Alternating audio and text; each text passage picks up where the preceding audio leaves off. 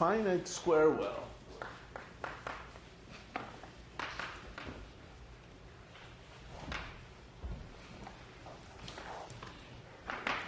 So this brings us also a little common aside. It is the beginning. These solutions, so far we could find every solution.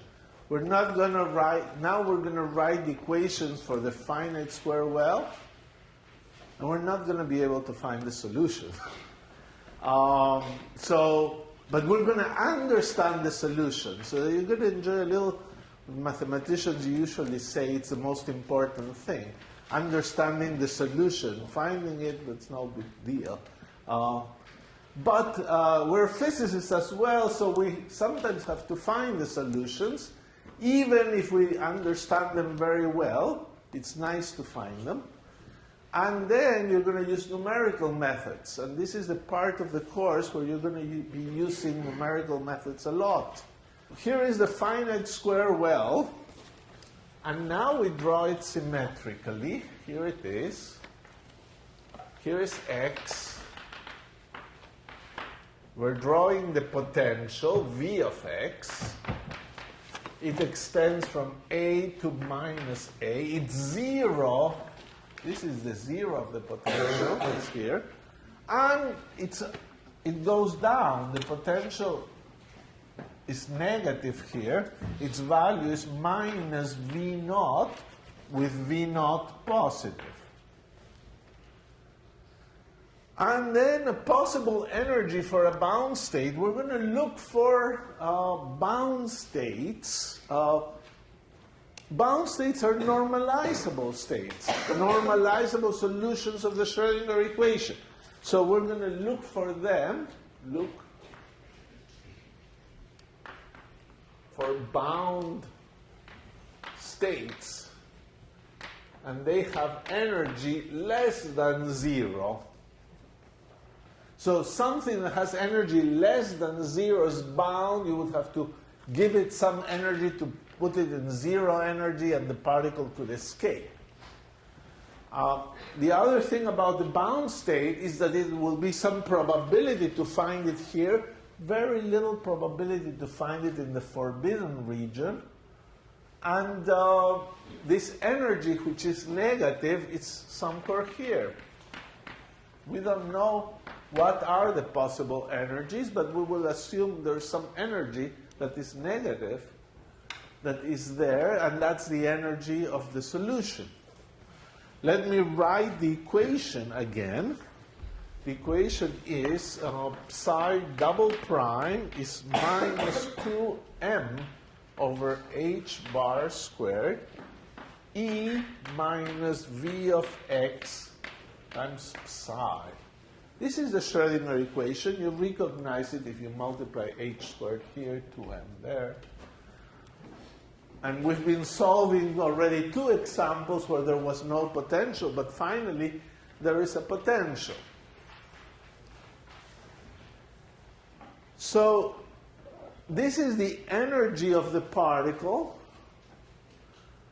The energy of the particle can be interpreted as the potential energy plus the kinetic energy. Think intuitively here. If you have some energy over here, this is the potential energy. Well, all this much is kinetic energy.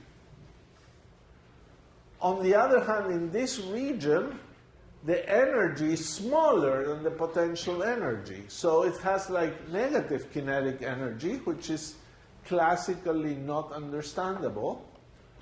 And in quantum mechanics, it just will have some probability of being here, but that probability will go down and eventually go to 0 in such a way that the wave function is normalizable.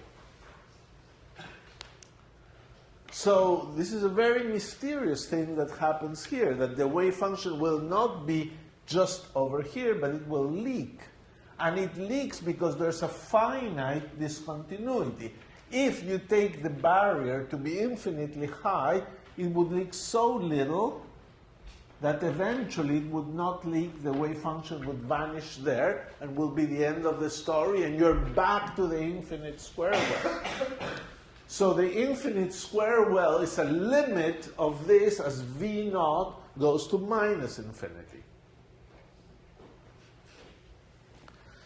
Okay, so a few numbers we can put in this graph.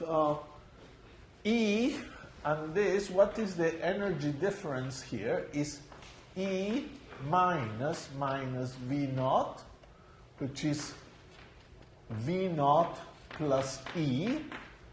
And many times, because E is negative, we write it as V naught minus absolute value of E. A negative number is equal to minus its absolute value. So how about this whole constant here? Well, I slipped, my tongue slipped, and I said this constant, but it's V of x. So what do you mean a constant? Well, the potential is piecewise constant, so actually we are not in such difficult situation because in this region the potential is a constant, in this region the potential is a constant. So this is the constant here, and we wish to understand what it is and what are the signs of this constant. This constant that we call alpha, say, is going to be, let's see what it is in the different circumstances. Suppose you're here. The energy is bigger than the potential. So energy minus the potential is positive, and the constant is negative. So alpha is negative for x less than A. If it's negative and it's a constant, you're going to have trigonometric solutions for x absolute value less than A. So trig.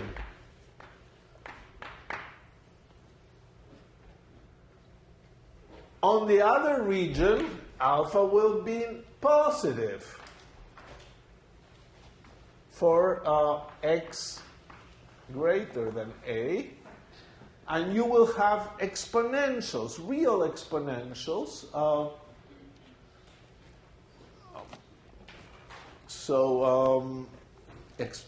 just write exponentials.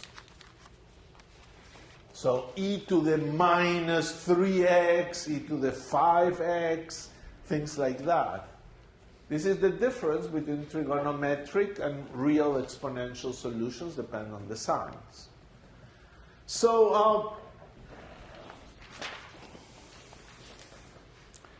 we're going to have to impose boundary conditions as well, because we're going to solve the equation here inside with one value of alpha, and then outside with another value of alpha, and then we're going to match them. So that's how this will go. Now, in this process, somehow the energy will be fixed to some values, some allowed values. There's a counting we could do to understand that, and we'll probably do it next time. At this moment, we'll just proceed. But we imagine there must be a quantization because in the limit, as V naught goes to infinity and the potential well becomes infinitely deep, you're back to the infinite square well that has quantized energies that we calculated. So that should be quantized and should be no problem. Okay, ready to do some work? Yes? So when alpha is 0 and you get polynomial solutions, does that case not matter? When alpha is 0, well, alpha is going to be never 0. You see, either E is less than the potential or is bigger than the potential. So you're not going to get alpha equals 0. You could say, do we have some energy maybe here or here? Well, you could have those energies, in which case you will see what happens. It's not quite polynomial solutions. You cannot. There's one property about potentials that actually is in the homework of due this week is that there cannot be solutions of the Schrödinger equation with less energy than the minimum of the potential. You have to have more energy than the minimum of the potential. So alpha equal to 0 is not going to show up in our analysis. Okay, so let's begin. Moreover, we have to use this result. The potential is symmetric, completely symmetric. So there are going to be even solutions and odd solutions. So let's consider the even solutions.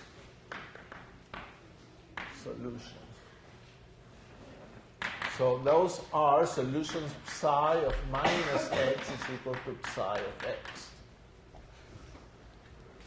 Now, you will see how I solve this thing now, and the lesson of all of this is the relevance of unit-free numbers. Unit-free numbers are going to be your best friends in solving these equations. So it will look like I'm not solving anything except making more and more definitions. And all of a sudden, the solution will be there. And it's a power of notation as well.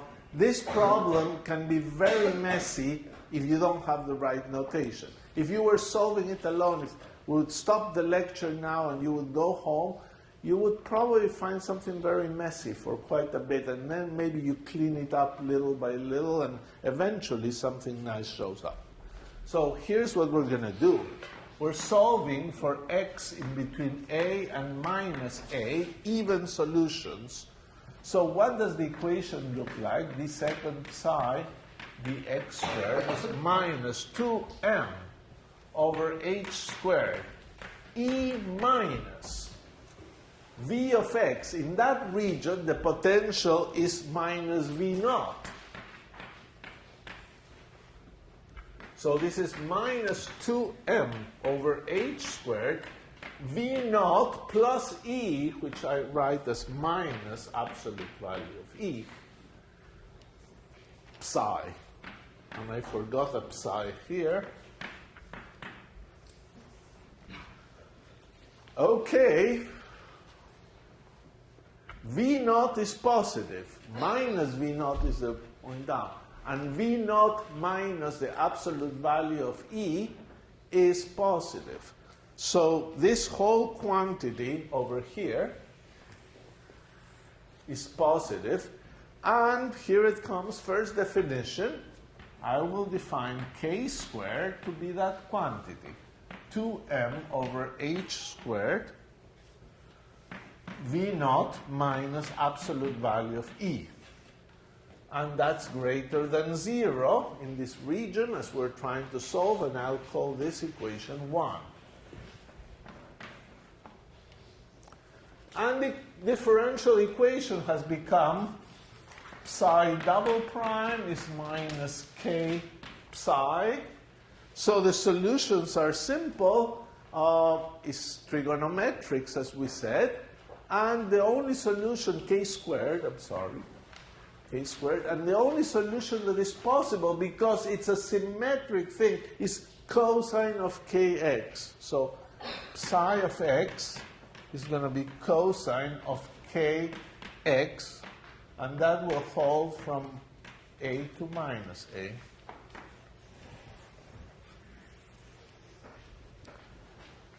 End of story, actually, for that part of the potential. You could ask, 1 second, you could say, you're going to normalize these things, aren't you? Or, well, the fact is I won't normalize them.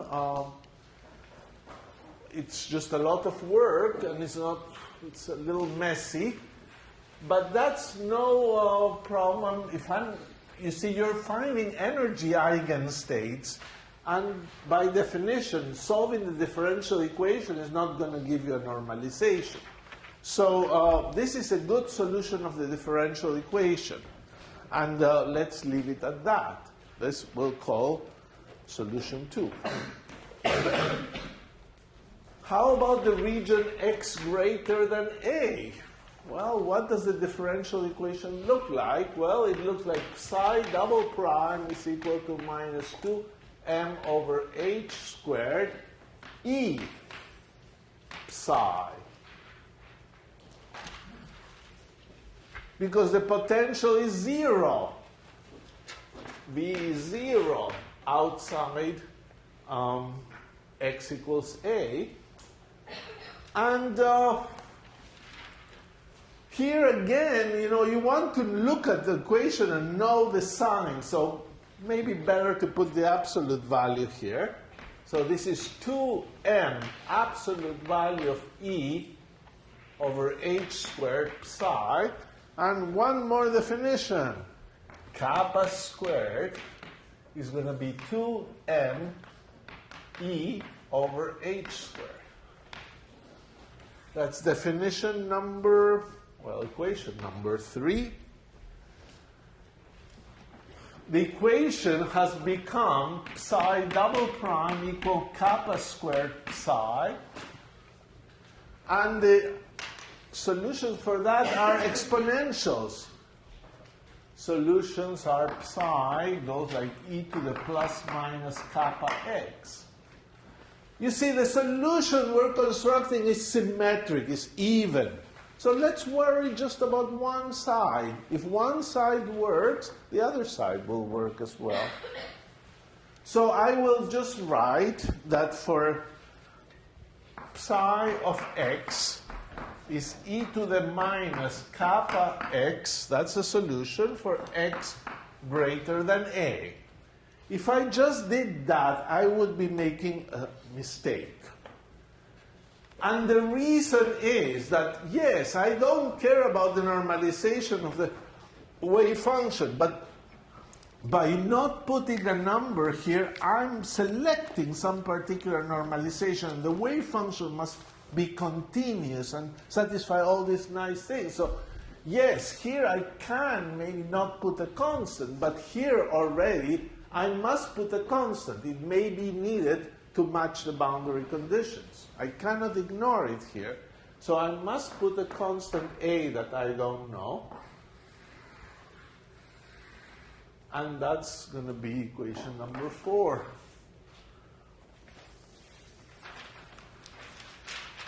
Now look at your definitions. K squared for a trigonometric. Kappa, many people use kappa for things that go with exponentials. But look, k squared and kappa squared satisfy a very nice relation. If you add them up, k squared plus kappa squared, is the energy part cancels and you get 2m v naught, which is positive, over h squared. Well, that's not so bad. But we want to keep defining things. How can I make this really nice? If it didn't have units, it would be much nicer. This is full of units. K times a length has no units, and kappa times a length has no units. So multiply by a squared, and you have kappa k squared a squared plus kappa squared a squared is equal to m v naught a squared over h squared.